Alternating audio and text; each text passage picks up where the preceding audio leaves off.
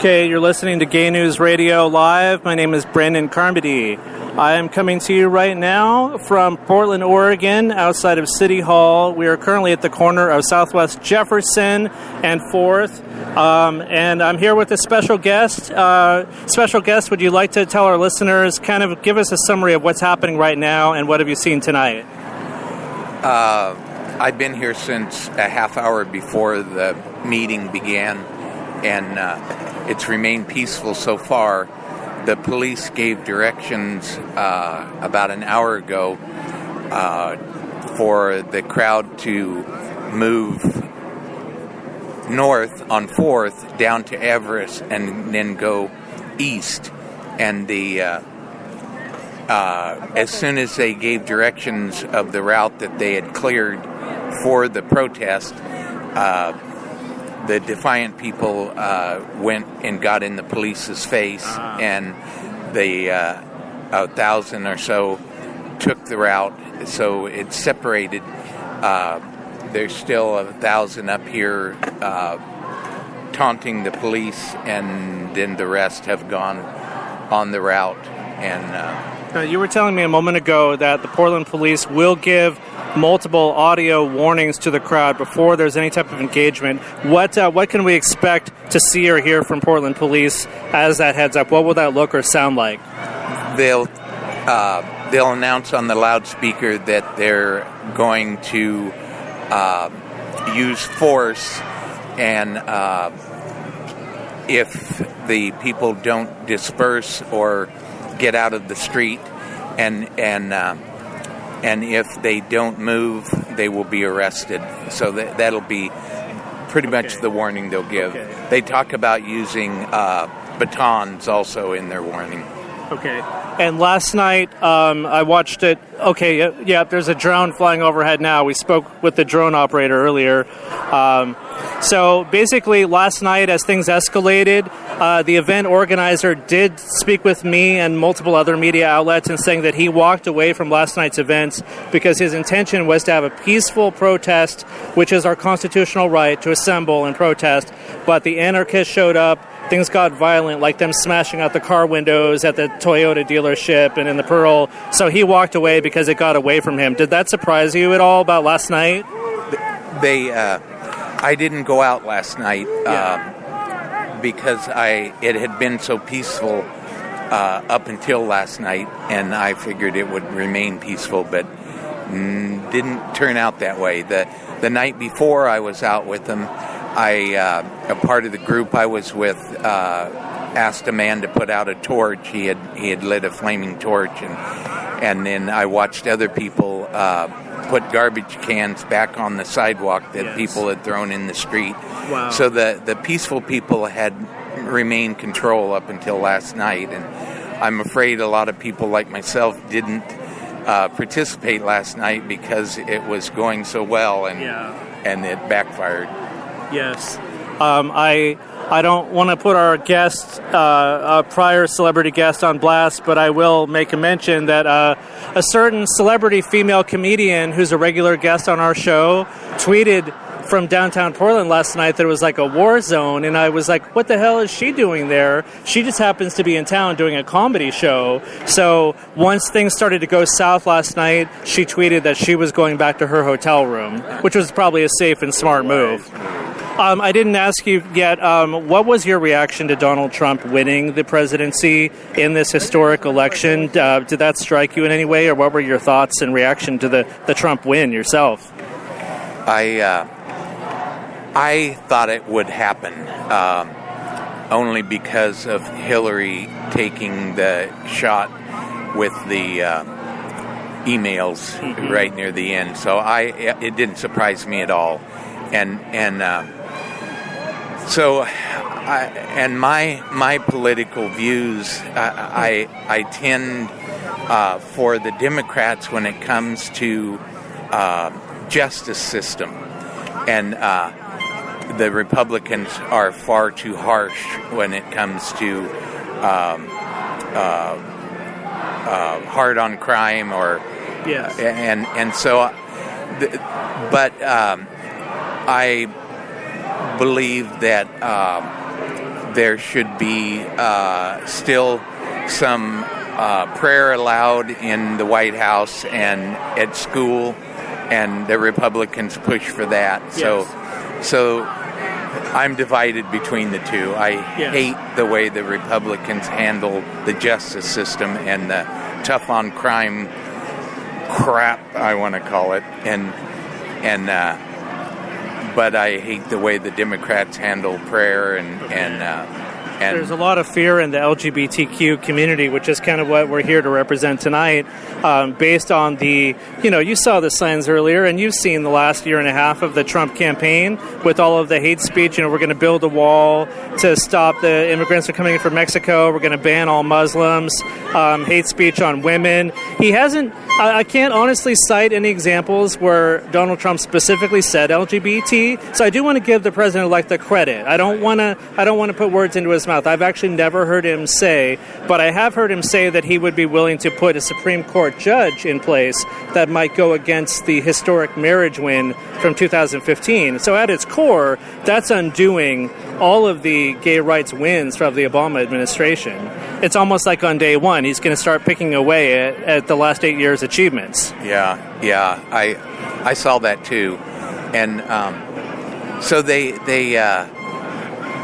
there's a lot of things that people are saying both Hillary and Trump said, and they didn't ever say. Yeah. And we need a fact checker on this stuff, right? But I'm not saying that Trump didn't say some really horrible things. Yes. Yeah. All right, thank you, Doug. I'm going to try and get into this big crowd over here. If you want to bear with.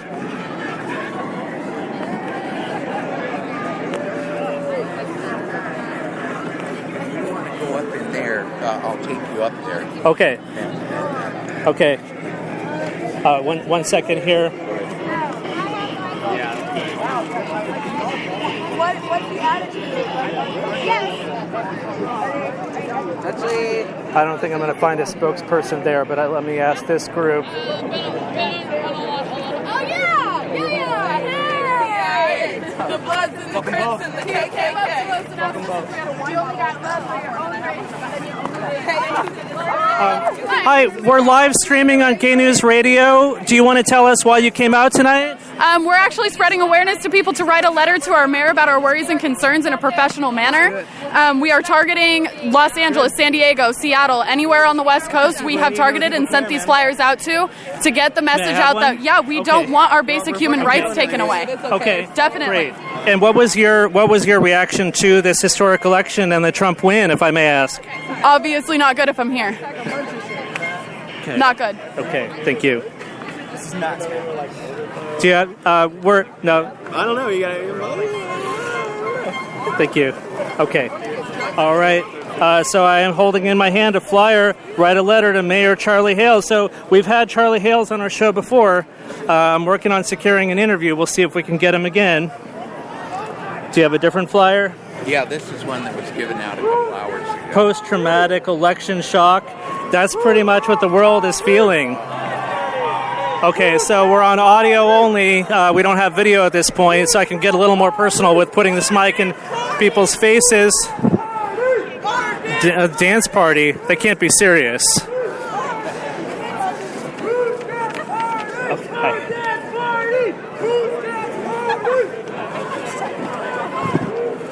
Okay. This crowd is really serene and peaceful. Just to keep our listeners in the loop as we make our way through, this crowd is very peaceful. All of the representations of Portland, Oregon that the world may have about last night is kind of an unfair image of us. Okay, hang on here. I don't see no riot here. Take off your riot gear. I don't see no riot here. Take off your riot gear. I don't see no riot here. Hey, how are you doing? Good. How Have you heard if the police have released any new announcements to folks? No, I'm getting interviews though. Do you have anything for our... I'm interviewing you. You're interviewing me? Okay. If people want to see a live stream, I've been following all three groups in downtown. My Facebook is Cameron Whitten, Cameron Whitten. Okay, so I'm Brandon from Gay News Radio. All of the listeners that we've been interviewing from the LGBTQ community have been talking about their fears for their safety, their health care, their basic rights under a Trump administration. So that's really kind of why we're here, to share the voices of our listeners right now. The LGBTQ community in America represents hundreds of thousands, maybe millions of people, and this is a group that under the Barack Obama administration, we saw gay rights advance so far, into things like the marriage equality that we cannot afford to turn back the clock right now. So that's the reason that we're in business and we're broadcasting, Cameron. Thank you, Brandon. Good to see you. We'll catch up with you soon. All right.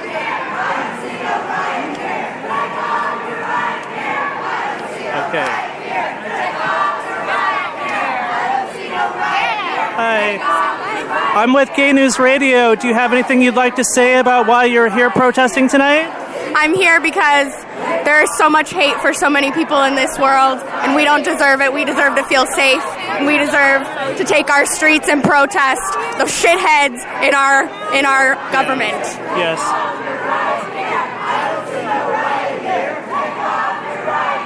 So, will you articulate for the listeners, what are they saying? I don't see no riot here. Take off your riot gear. I see. Riot gear. Fascinating. All right. Take off your riot gear. I don't see no riot here. Take off your riot gear.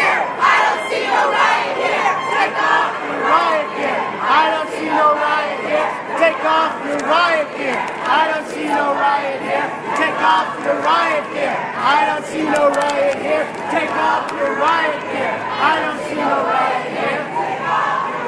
Okay, just to update our listeners, I didn't even realize that we'd advanced this far to the front line.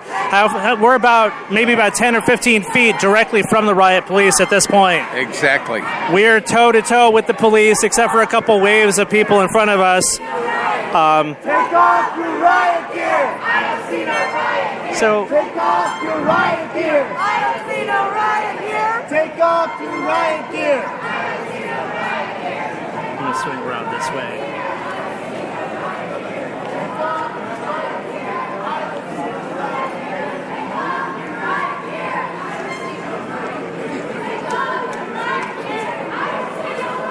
Okay.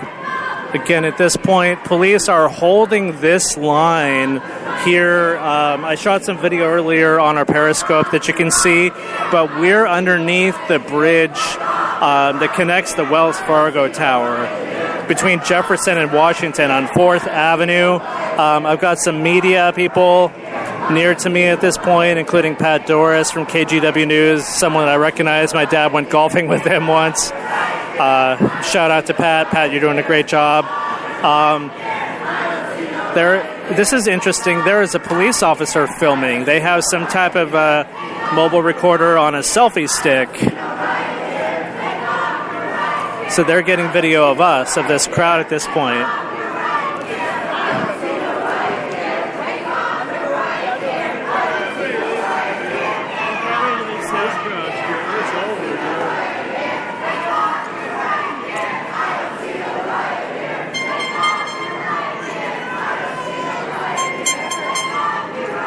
Okay. At this point, I'm just trying to move my way around the crowd, folks. Sorry if there's some dead or some downtime here. Trying to see if anyone wants to do interviews. At this point, about half the people have phones and cameras and things out. It's hard to tell who's a journalist or who's covering what. Restore the Voting Rights Act? I'm with Gay News Radio. Do you have any comment you'd like to share with them about your views on that? Well, a big part of what I've been reading and, respectable newspapers is that a lot of these states that swung unexpectedly, say North Carolina, Wisconsin, there was a lot of restrictions put on voting, requiring photo IDs. I heard in North Carolina they removed early voting on Sundays, in which a lot of churches would, organize groups to go out and all vote together. So I think, it's hard to say we have a democracy when there's this intentional intent to restrict people's right to vote, and it's targeted at people who live in urban areas.